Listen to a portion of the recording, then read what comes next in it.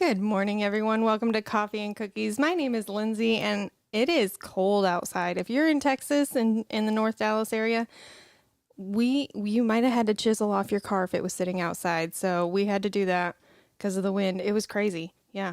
But we'll talk about that later. I want to introduce you to my co-host, Nick. Good morning, everyone. Welcome to Coffee and Cookies. We're going to have our weather advisory edition later today.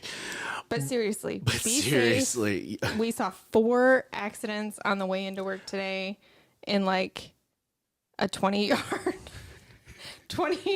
on the road. It was crazy. So the bridges are frozen. Yes. Don't be a knucklehead. Like seriously, slow down on the bridges. But here we go. But don't. You want to know what? Introduce the guest. Because he has things to say about this. He has things to say too. Okay, we are so excited to have a guest on today. I found out about this yesterday, so I was pretty excited to learn more about this person who is kind of in our world. Not kind of. He's totally in our world. And you might have seen him on stage. I have seen him on stage. If you go to Elevate Life, you might recognize him. Please welcome Chris Alexander. Hey, good morning, guys. How are you? We're good. How are you? Doing good. I think the icy roads also the same coming from my direction. Were they? Yes, crazy? It was interesting watching people take it like a school zone, right? While some of us, like myself, took it like it was a normal day. So that was fun. Well, and see, but that's the balance, right? Like, hey, you're coming up to a bridge. You don't need to hit the emergency brake and go down to 20 miles an hour. Just go, but be cautious, right? There we go. Because when you do that, you cause accidents behind you. Mm. When you come to the bridge, you go, oh my goodness, there's ice, and then, right? You want to slow down, just take your foot off on your brakes. Yes, that is the best advice when you're driving on ice. Was what? Is to just take your foot off the gas.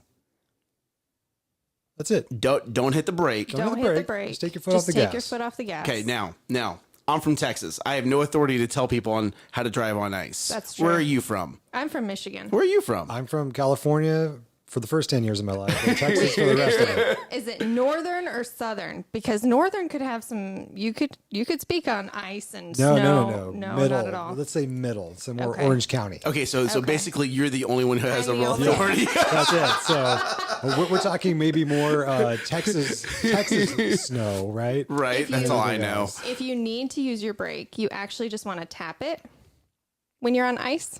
You don't actually want to push down and hold it on ice. You just tap your brake. What? Okay, so here we go. You ready? I have a question for you, Miss Expert. Winter expert, yes. When you're driving on ice, if you have 4-wheel drive, does that make it like super safe and you can do whatever you want? No. I know. No, because I heard it. Wait, was that I question literally rhetorical? heard that. Yes, it was. Because I was on Facebook and I was like, I have a 4-wheel drive. I'm not worried about ice. And I'm like, oh, you don't know. Rubber is rubber. Even with 4 wheels on rubber, that 4 wheels of rubber on ice, it's extra slippery. It's yes. Yeah. Like, because you and now you're overconfident in it. Because you're like, I have 4-wheel drive. So it's not that you're not affected by the ice. It's that you just now have control of all 4 wheels instead of 2 of your wheels.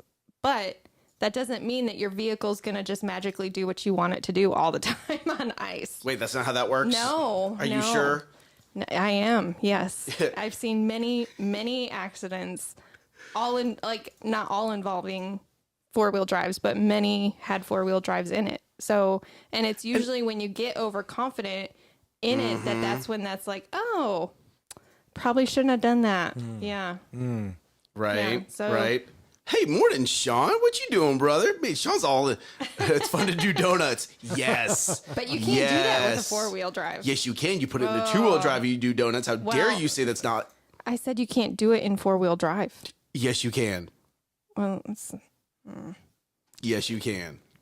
I don't recommend it. Sounds like we have an experiment coming later, guys. It's funner with 2 wheels. That's the after show party. Donuts in the parking lot and 4-wheel drive. You want to what? Tomorrow, if there's sleet, we will take out the truck. I'll drop it in a 4-wheel drive. We'll go into the field, and it's going to be fun. I'm just picturing somebody yelling yeehaw while this is going with the window down. That'd be my son. Let's go. back in the day, we used to do that, and it was if you were silly enough, because now I'm understanding that it is definitely not the smartest idea. You stand in the bed of the truck while this is going on. that's not a good idea. And hold on Nick. tight. That's like merry-go-round on steroids. Yes. That's the next X Games level of merry-go-rounds, right? I am not going to drop names, but yes. All right, so let's talk. Let's talk a little bit. So, hey, David Gonzalez says, "Good morning to you, sir." Good morning, David. So we got we have man. So Chris showed up, and I'm like, we're going to talk about relationships, and then he's like, yeah, we're going to talk about this communication and conflict management, conflict resolution. Sorry, and then he's like, and let's talk about, and then he starts talking about this now, next, later thing. And I'm like, what is this? What is this? What do you do? Speak, oh wise one. And then after that, he goes into waterfall versus agile. And then we got to talk about Scrum. And I'm like, bro, I am so lost right now. You're lost. I'm like, is this the same language? What is this? And this comes from the years of project management that you have. Like, you don't know what you don't know. And guys, you guys are going to want to listen today, because if you're in any type of leadership position, this is going to change that 30,000 foot view, and it's going to help you guide your team. And if you go to Elevate Life, like, you need to buy this man more than just coffee for his time. Okay. Because there was just so much knowledge drop. Well, hey, what you need to do is start a morning show and invite him. You get all kinds of great stuff. All kinds of great stuff. So We just got a list. We're just going to, this is today's, we have more for later, right? Ooh, that seriously, means the like, second you series. are, Like, we're gonna make a series. yes. Yeah. Like, I'll say this. So for what we walked in and kind of talked about, right? Like, I've been doing this for 20 plus years. I was a graphic designer by trade back in the day when the .com boom was happening. So I've been doing graphic design, front-end development, software design. I worked in startups. I've worked in enterprise agencies. This is like a common practice in this design and development, right? But you can translate this to pretty much anything, right? So even one of our teams, our worship team, actually applies this at church. applies which part of the three topics that I talked about? All of it. All of it. Right? Oh. So Are you ready for this? They actually use this on the worship team right now to plan out projects that they're doing. So we have Easter coming up. We'll have Christmas production in the future, right? So they use this tool. Now they use And they this. do it now, yeah. So Clay and I've had multiple conversations about it, but they actually use this really well and effectively to talk about, what are we working on and how do we plan this out into, what would be called an active sprint, right? That's what Scrum has in it, which just means like, what's the time frame that I want to do work in? Is Scrum an acronym? No, it's not. It's actually it's a method. So it's a framework on top of the agile methodology. So what Scrum is really doing, and there's a lot of parts in it, so I'll kind of simplify a little bit of some of the things that are in there. But in a time frame to deliver value is typically about 2 weeks, right? But you can shorten that. You could say it would be a week, right? So what am I going to do Monday through Friday? That could be your sprint, right? So we have a work week. What am I doing between now and Friday to be able to deliver value? Okay. Okay. Inside of that, there are activities or ceremonies that we do, which is daily stand-up. So it's 15 minutes. What I do yesterday, what am I doing today? What's blocking me? Right? Do I have anything that needs to be removed from my path to be able to achieve on some of the things that I'm working on? Right? We do a thing called grooming, which really just means let's look at the things that we're wanting to go work on.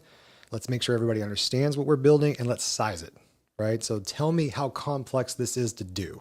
Right? So if I said, hey, we're going to clean the house this week. Right? You might kind of say, well, that's a lot.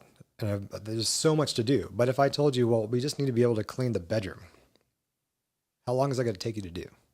You'd be like, oh, well, that could take me maybe an hour, right? Just to do the master bedroom. Okay, great. What's entailed in that? I got to dust, I got to vacuum, I got to put some stuff away, I got to make the bed. Maybe we change the sheets and comforter this time, right? Like you got to break down what's happening in there. So there's different activities that's going on, but you use that as a framework to say, of everything that I'm planning to do this week, can I deliver on that by Friday? Right? Or in a 2-week time frame, which is what we do in development. So if we're looking at it from like an EOS perspective, he's taking those what we call level 10 meeting in EOS, and you're breaking it down. Like it's the same ideology, but with different terminology specifically for what you're doing. Where EOS is more standardized here. It's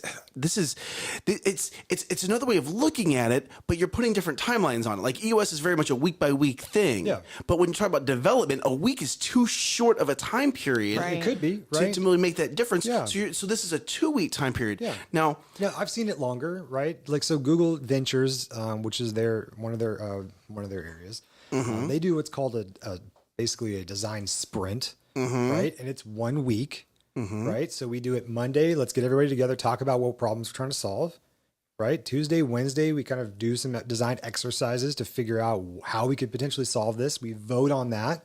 Thursday, we build it. Friday, we test with users. By the end of that week, we can launch it out to production, right? There you go. And actually get value on it and see, did we actually solve the problem? right. Right? Or do we need to try another iteration and see, maybe we solved 5 of the problems, but we have another 2 that we didn't solve, or maybe it made it worse, right? Whatever the case may be. Then you just start it again. So Because you it can do it in a happens week. sometimes in development. Well, but not just in development, in marketing in general, right? Yeah. Like the old way of doing PPC campaigns is great. You're going to put a PPC campaign out there. You're going to watch it for 30 days, and then you're going to reevaluate and adjust, right? But the Google way of doing PPC campaigns is exactly what he just said.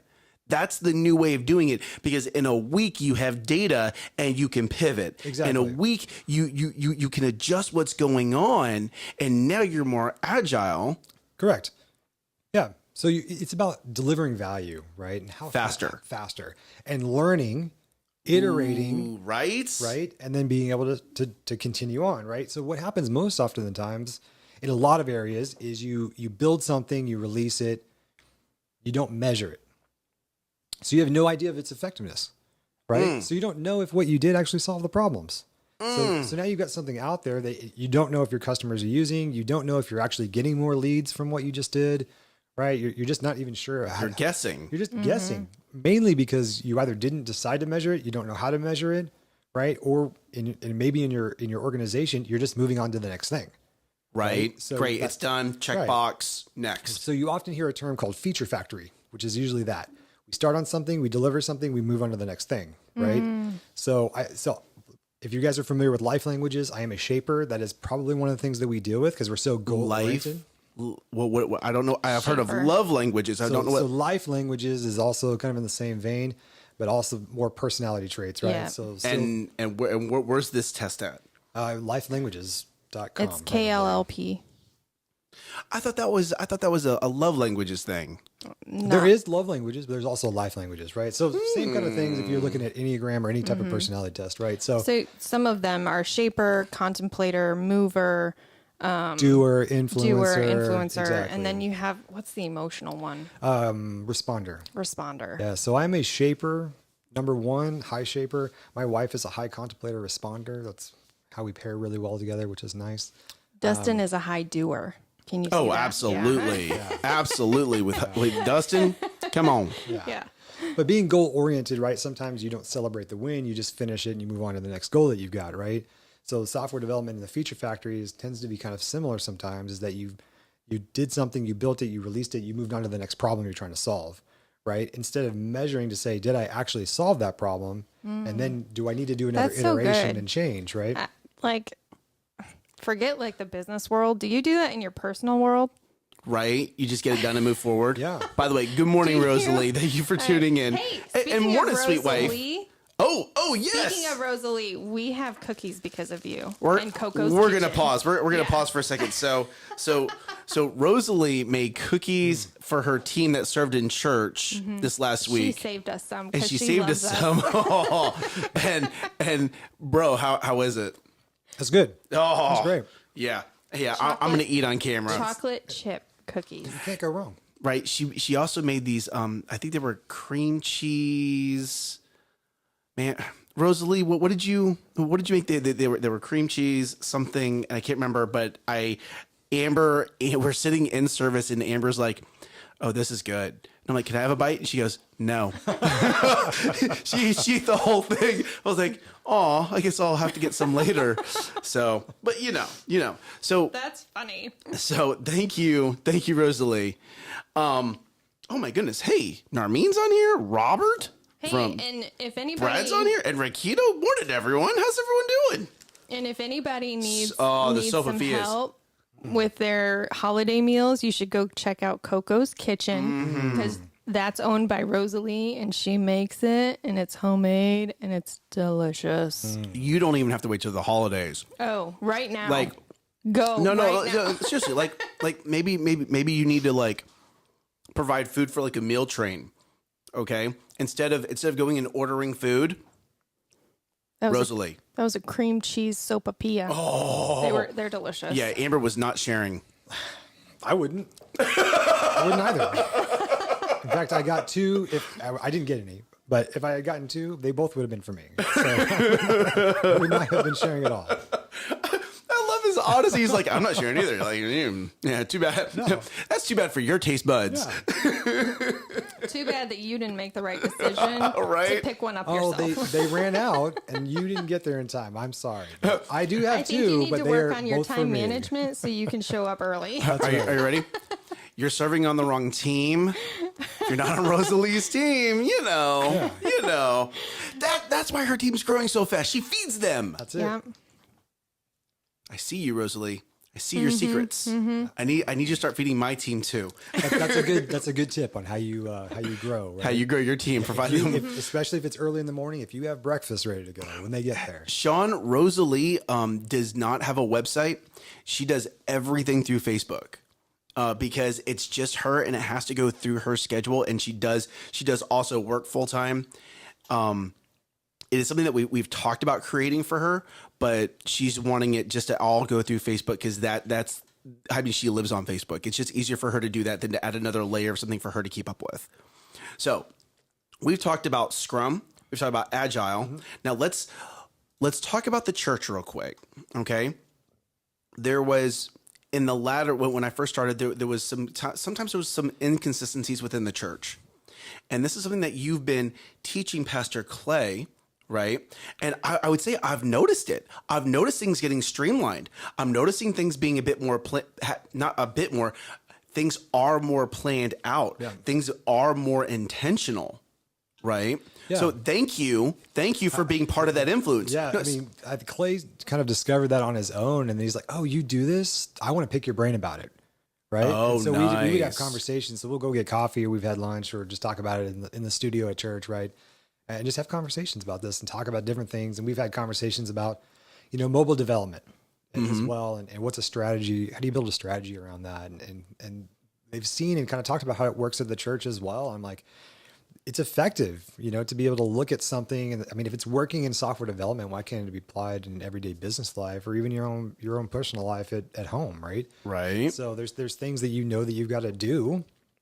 You have a time frame on when to get it done. Only you maybe kind of know how big of an effort that is, and maybe you need to break it down into smaller tasks, right? Mm-hmm. And you can figure out how to do that and deliver something by whenever that due date is, right?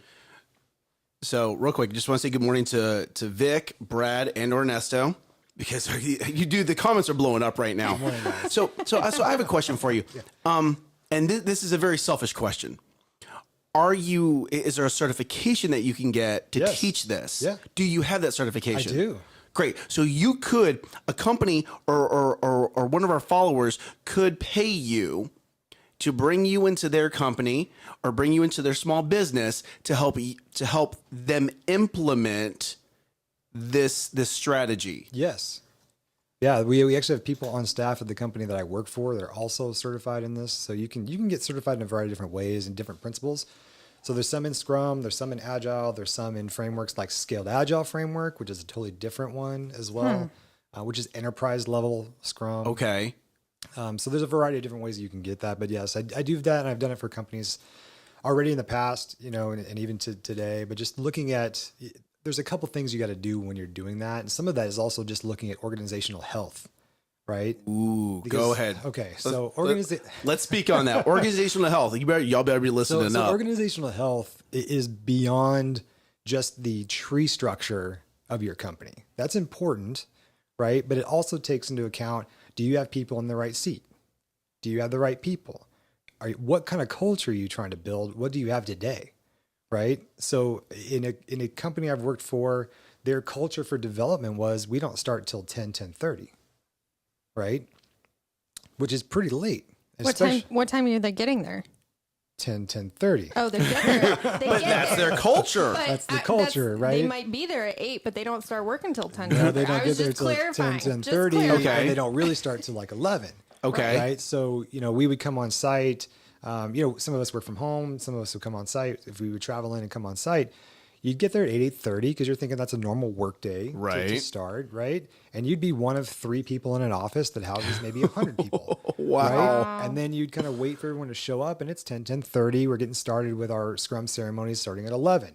I'm like, okay, well, we're a global company with offices in Canada. We have offices in Australia. We have team members in the UK. We have them all over the US, right? So if you're starting at 10:30, right, that is now 12:30 Central Time, right? The day is halfway over for everybody on the East Coast, right? So it's kind of a mess, right? Might So be nice for those people. it's really nice, but that's kind of the culture. So you have to kind of think about like, what is the culture I have today, and is that the right culture that we want to have, right? Right. And what am I doing to help support that? So organizational health doesn't just necessarily look at a tree structure, right? It's looking at all sort of counts in that, in both the reporting side of it and the people side of it at the same time.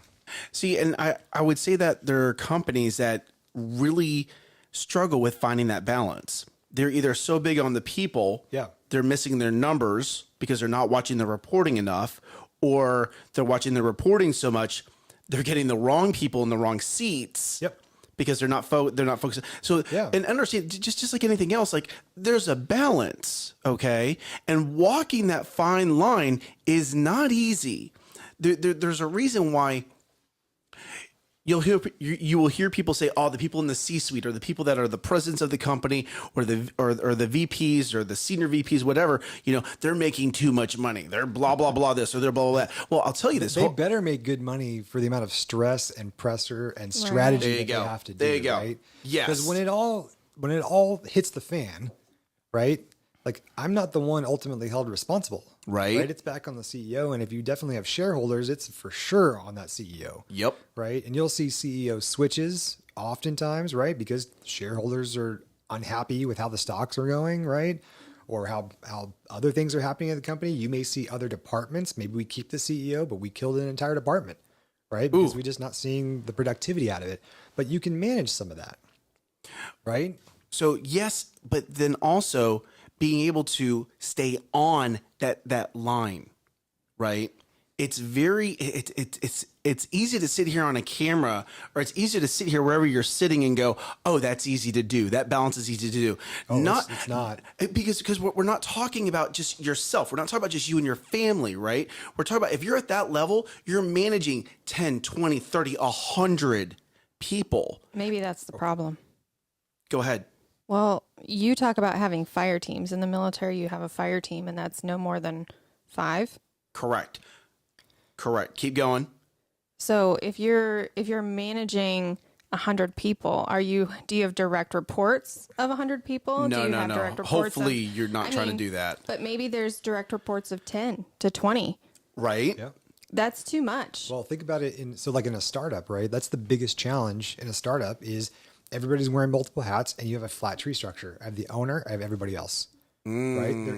There's really not usually a depth in the org tree, right? Mm-hmm. And so you have to create that. And that's where people struggle is as I'm expanding and I'm growing, I don't know how to create a tree structure that's actually going to support growth and scalability and growth of my people, right? Right. 'Cause it's not just about, well, who should report to who. It's about how are they going to grow as an individual, right? And where can they go with your future? And then how do I scale this as I add more people? I move into different avenues, right? If I've got sales that's coming in and I want to grow my sales, I got to get a bigger sales team, Right. right? But I can't have one sales director and 25 salespeople, Correct. right? I got to have some manager in the middle to start managing 5 or 6 people. And I might need to break down by region, Right. And say, well, you have North America, you have UK, right? So we might have to break things down in that situation. So teams of teams, right? So go ahead. No, go ahead. I want to hear what you're going to say.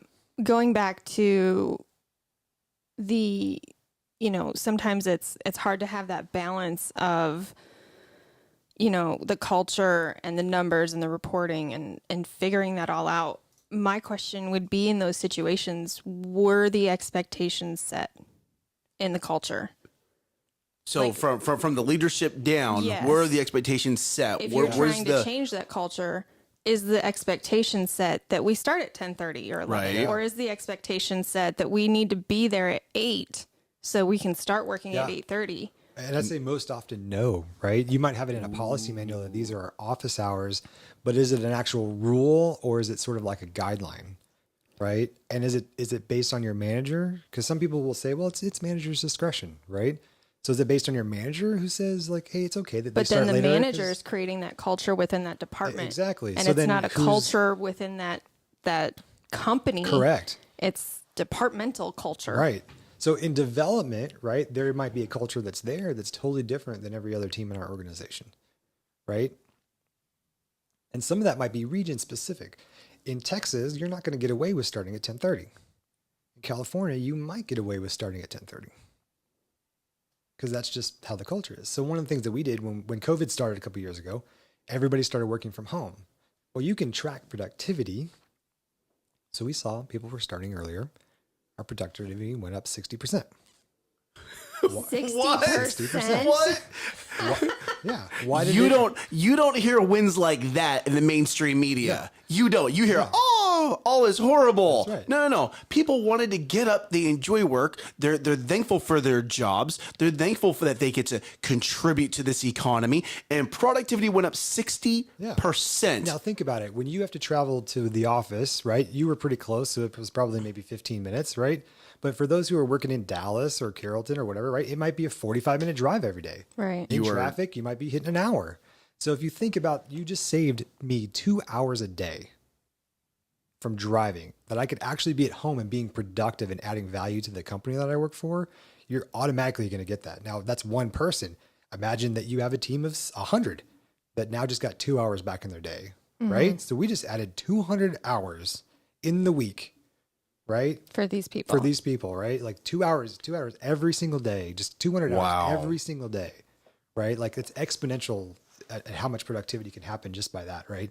So when offices were starting to discuss about opening back up, I was saying like, don't do it. Right? Don't do that. Right? Get rid of the expense. Because you don't need the overhead on it. Everybody's working from home and they love it and they're being productive. Now, if you go read articles on like Forbes and other places, right?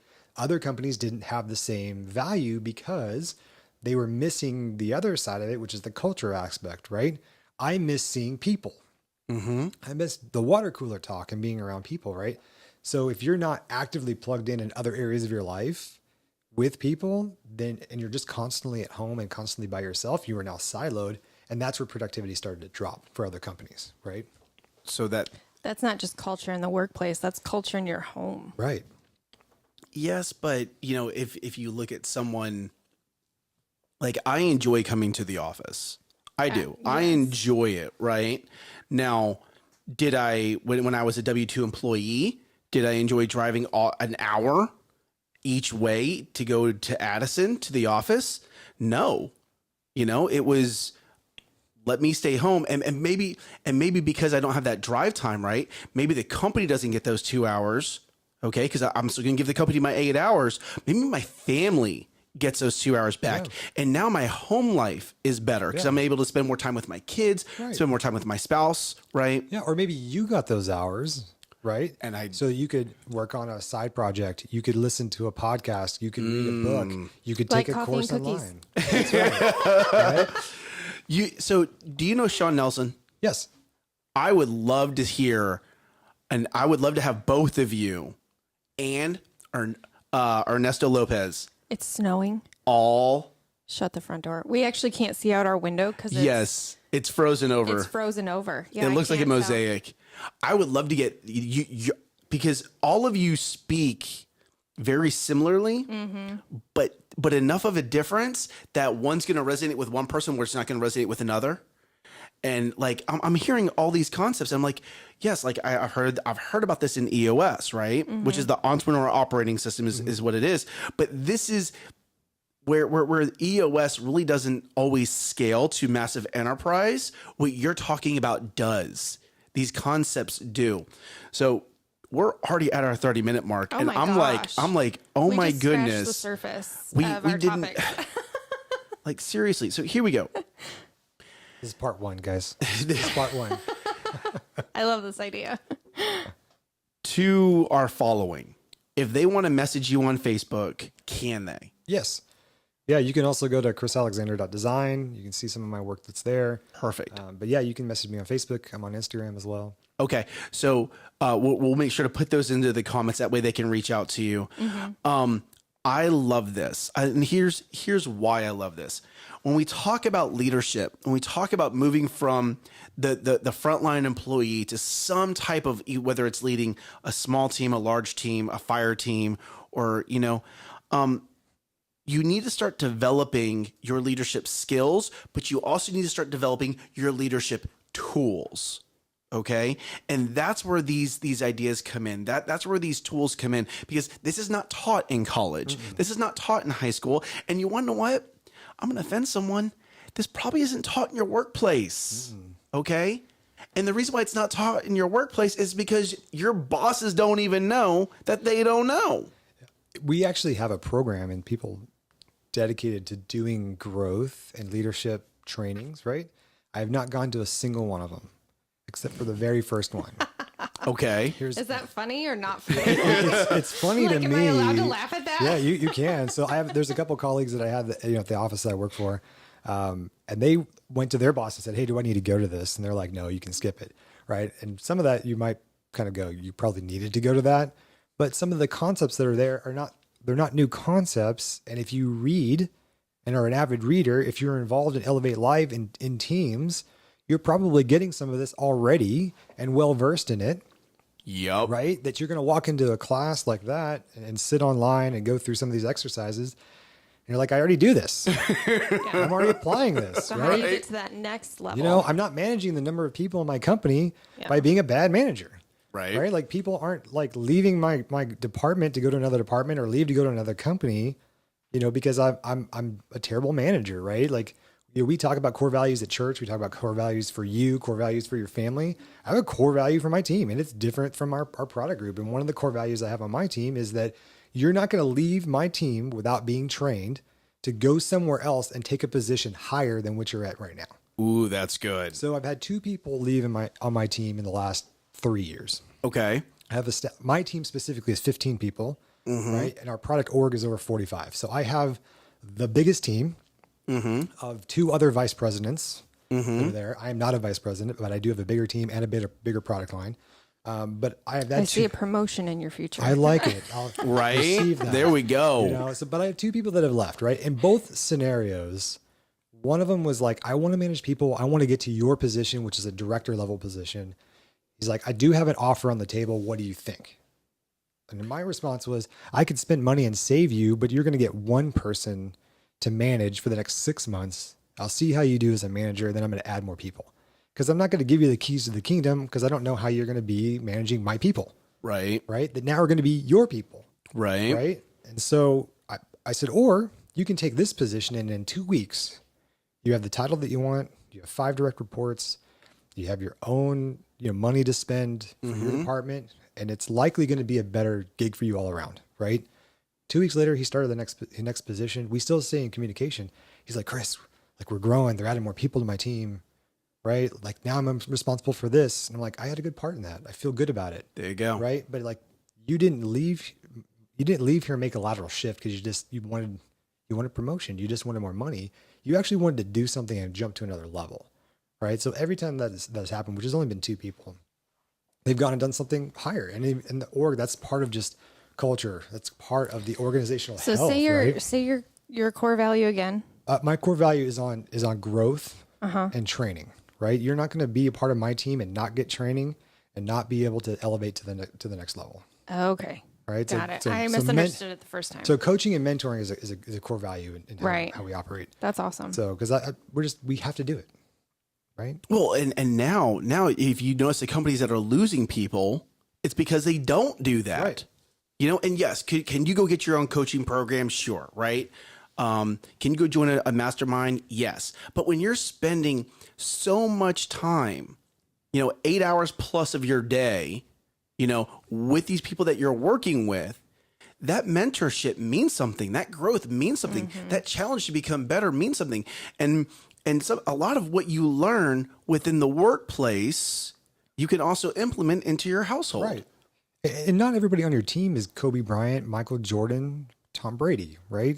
They're not putting in the extra hours on their own and don't need your guidance. Sure. Thank you for saying those three. Right? I want you to hashtag all three of them. All three of them, right? But that's not how everybody is in their role, right? So you have position players, you need to play them and know their strengths and how to position them in the right place. Sometimes that's not what they want, right? Because they want to be the guy scoring all the goals, right? They want to be the Kobe Bryant. They're just not. Your skill level's not there, but you're a 20-point a night guy. Right. Or girl. Like you can be that and you can still contribute and add value. And maybe you're not a starter and you're coming off the bench, but you can still have success. Right? It doesn't mean you're not part of the team and you're not bringing value. Exactly. But you got to have a coach that's sitting there looking at his players and going, you're not going to be Kobe Bryant. Like, I'm going to tell you the hard truth that you're just not going to be that level of player, but I can coach you. I can mentor you. I can help you. I can add skill to you. You can utilize what you've got today and continue to grow upon that. And you'll get to a place where you will be a high performer, right? And you will have more money. You'll have more value, in whatever it is you want in this organization. Maybe you go somewhere else and you're able to be a director, but you need coaching, right? You're not the person who doesn't need coaching. Because you're not doing it on your own. It doesn't mean that you can't become that person that doesn't need coaching. Right. But it takes self-discipline and self-leadership to be that person. Right. And I think Nick mentioned earlier, like, you don't know what you don't know, right? And oftentimes we operate in the I don't know too often, and that's what gets us in trouble. And I think Nick's just staying quiet over there. Because y'all are speaking gold right now, and people need to hear this. I think when we're operating out of our I don't know and we're not doing anything about it, we're staying in our own safety circle, our own comfort zone of, I'm okay with not knowing. Well, if you're okay with not knowing, then you're okay with not growing. Right. And so my wife is a clinical therapist. We were talking about this the other day that, once you know, there's no excuses for that behavior. Right. So if I am operating in the I don't know, and I don't know about those weak spots that I have, that's fine with me. I can continue acting in that manner because I'm not aware of it. But the second that I become aware of it, I now have no excuse for changing. I just simply don't want to change.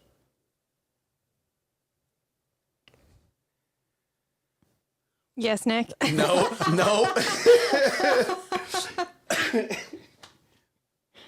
Yeah.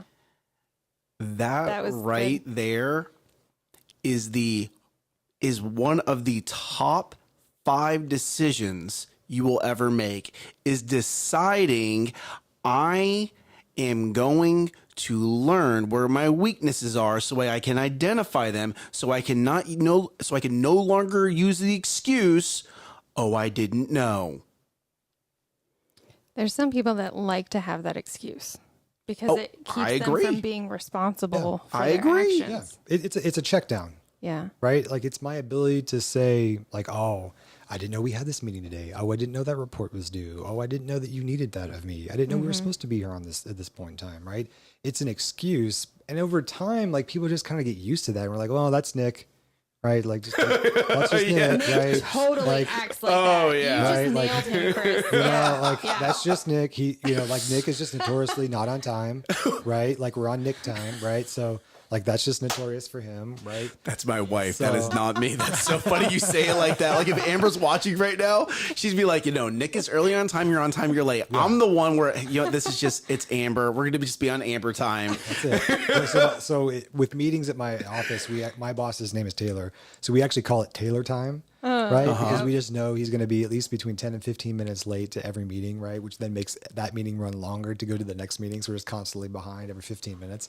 Right, but like that's. Has anybody thought of sending him? Hey, we're gonna start this 8:45, and everybody else shows up at 8. We just so you all started. walk We in at now the just same time. started, and then we just gotta go. Like, we'll catch you up right when you get here. So Right. We're just gonna apply proper meeting etiquette and just go. We have quorum. Let's move on. Yeah. If Right. you get here, I'm not gonna give you a recap. But if you need a recap afterwards, we'll tell you. So I have a question. About that. When I was W-2, I had a boss that was notoriously late for meetings. The meeting was set for 9:00. I'm in there at 8:50, 8:55, set up, ready to go. This person would walk in 9:10, 9:15. And to me, that is an absolute sign of disrespect. Absolutely. Like 100%. Like that is just, and that's the first level of disrespect in a meeting. The second one is not paying attention. ooh. Right? This is a positive show. We're not going to go down this road, but I will tell you right now, if we have a meeting set and you show up late, that to me is an immediate sign of disrespect. Number two, if something happens, like, okay, I get it. I was in an accident, or like today we've got plenty of fender benders going around all over the place. Hey, it was just traffic was a little, hectic on the way in. Okay, hey, you let us know. Like communicate. We're okay with that because setting that expectation. Exactly. But if you just didn't communicate at all and just showed up 15 minutes late and then told us everything that happened, we still would be pissed at you. Right. Right. Because it was still 15 minutes late and you didn't let anybody know. And here we go. Right. Like I have clients don't always show up on time. I get it. They're busy. They're normally small to mid-cap businesses. They're running. Right. Right. But in the situation that I'm giving you, like this was a weekly thing that this individual would show up late. It was not a one-time thing where it's like, okay, I get it. Let's move on. Right. This was a weekly thing. So that's, and that's why I ask that. Yeah. Right. Because did I have an unrealistic expectation of my boss, or? I think we generally recognize that people in positions of authority are busy. Right. But again, going back to some awareness, they're probably not aware how disrespectful they are being to everybody else's time. Your time is important, but it's not more important than my time. Right? Our time is equally as important. Absolutely. Right. So I'm going to book drop right now. So No Fail Meetings by Michael Hyatt. If you get a chance, go pick it up. Love Michael Hyatt's books. Read it. Hold on. Say it a little bit slower. Sure. One more time. No Fail Meetings by Michael Hyatt. No Fail Meetings by Michael Hyatt. If you get a chance to read that, the premise in this, right, is that there are different roles in a meeting to make it successful, right? You got to have a facilitator for your meeting. You need a scribe for your meeting, right? You need somebody else that's essentially like keeping track of the agenda, right? So somebody who's facilitating, they're asking the questions, they're kind of leading the meeting. The person taking notes is not you, right? Somebody else is taking notes for you, and you want somebody who's detail-oriented and taking notes. Lindsay. Right? And then you have someone who's looking at your agenda and making sure that you're on time. Ooh. So if you've got a 30-minute meeting, probably the last 5 to 10 minutes of that meeting is strictly reserved for reviewing decisions made and action items. And those action items have deadlines and due dates, and they are assigned to people, right? The beginning portion of your meeting, if this was a recurring one, is reviewing what action items and things happened in the last meeting to make sure that you delivered on those for this one. Right. Right. That's So good. that's core fundamentals in meetings, that just being able to operate with that alone Right. would get people on time and facilitate less frustration with people. Absolutely. Okay, so we're coming up on 45 minutes. Yep. It is bad weather. Okay, if you can work from home, you need to go talk to your boss and figure out how you're going to get home. And I understand. I'm not saying that you're a bad driver. I'm saying that the people around you are bad drivers. Okay, we saw 4 accidents going from our homes just here to the office, and that's maybe 5 miles. Okay, the bridges are freezing over. As you've seen in the comments, it's snowing again. Okay, there's water from last night on the roads. That's going to start to freeze. You're not going to see it because why? Texans aren't used to seeing black ice. Okay, we're just not. We're not used to it. This is, and It's going to look wet. It's not going to look like ice. There you go. Okay, It's going to look like water. But you mentioned Michael Hyatt. This is actually Michael Hyatt's planner. It's called the Full Focus Planner. This is the one that you see me hold up all the time. It's a great planner. It is. I do not have an affiliate link. I have been given an affiliate link. I'm not going to share that because I don't want your money. Okay, I want you to succeed. All right. Now, When I talk about the big three, that is taught by Michael Hyatt and the Full Focus Planner. Okay. Are there other planners out there? Yes, there are. But this one works whether you're a visionary, whether you're an integrator. You can work within those spheres of influence, and this will still work for you. Now, today is what? What day is it? Wednesday. It's Wednesday. It is hump day, which means that you need to have at least one of your big three done by now. Okay. And working on halfway of your 2. There you go. Okay. Now, because tomorrow, okay, if you're in the Dallas-Fort Worth area, if you're in Collin County, tomorrow, most likely the schools are going to be shut down. Okay. So you need to plan on that. You need to make sure your home office is set up. You need to make sure that you have enough time to get through your big three, because at the end of that, we need to start planning on Friday for the next big three. Okay. But make sure you get that done. Make sure you get that done. So Let me ask you this. Do you number yours? yes. Okay. Yes. That's one of the things we talk about is like, I've got this task list. I've numbered them out. I kind of know it, but I didn't actually number it in order of priority for me. Right. And so it's like, okay, if I got something done, was that the number 1 priority on my list, or was that the number 3 priority on my list? Right. No, Well, don't you automatically put it in priority by saying, "Oh, I'm going to do that first"? Yeah, but I think no, you're writing it down. I'm writing it down, right? and then I have to go back and number it, because I'm not like you. I'm visionary. So I'm just going to write down as things come to my head, and then I have to go back and number them so I get them in order. Yes. Integrator, visionary. Y'all get it. Yeah. Like when I write mine down, I'm like, oh, that goes here, and then that goes down here, and then that goes Right. there. I'm going to leave enough space so I can Right. get there. Yes. Now, if you were doing it digitally, it'd be fine because you could just click and drag it in the right order, right? Well, sure, But if you're sure. writing it down, it's like, these are going to be out of order, and I'm going to have to number it, right? So. And that's... And so sorry to interrupt, but when I actually wrote down my list, so I'm looking at mine yesterday, and actually my number 2 is not complete, but I was reevaluating throughout my day of like, okay, I got my first one done. What is the next priority? Did that shift based on new information that I got? And that's okay. It's okay to change your mind and to change the order as you get new information. Right. So going back to what we've been talking about, that's called a pivot. Yes, right? We are, and we have have to so pivot. much. We are pivoting right pivoting now. right now. So, guys, thank you guys for being in the comments. Thank you guys for liking the video. Make sure that you connect with Chris. We'll make sure to leave his URL for his website. Message him if you want to learn more about what he talked about today. Know that you are loved. Okay. Bring your positive today. There's going to be a lot of negativity out there. People are not.